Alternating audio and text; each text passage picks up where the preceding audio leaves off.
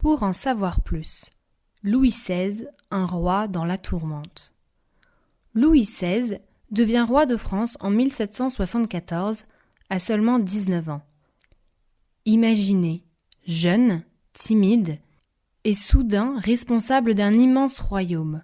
Son histoire commence plutôt bien. Il épouse Marie-Antoinette d'Autriche, une princesse autrichienne.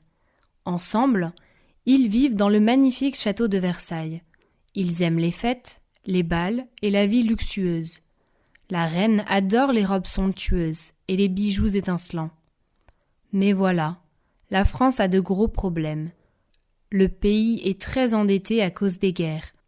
Le peuple a faim et paie trop d'impôts. Les nobles ne veulent pas partager leurs privilèges.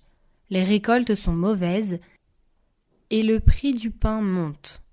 Louis XVI essaie de faire des réformes, mais c'est compliqué. Il n'est pas très décidé et change souvent d'avis. Pendant ce temps, le peuple est de plus en plus en colère. 1789, c'est la Révolution française. Les Parisiens prennent la Bastille le 14 juillet.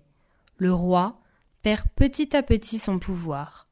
Il tente même de s'enfuir en 1791, mais il est arrêté à Varennes.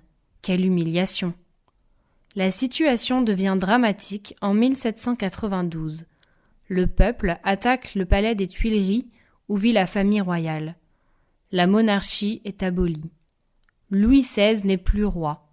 Il devient simplement Louis Capet. Il est emprisonné avec sa famille dans la prison du Temple à Paris. Le roi est jugé pour trahison. On l'accuse d'avoir comploté contre la Révolution. Le 21 janvier 1793, il est guillotiné sur la place de la Révolution, aujourd'hui place de la Concorde, à Paris. Louis XVI reste dans l'histoire comme le dernier roi de l'Ancien Régime. Son règne marque la fin d'une époque, celle de la monarchie absolue en France. Son destin tragique nous rappelle que même les rois ne sont pas à l'abri des changements de l'histoire. Petit détail amusant, Louis XVI adorait la serrurerie.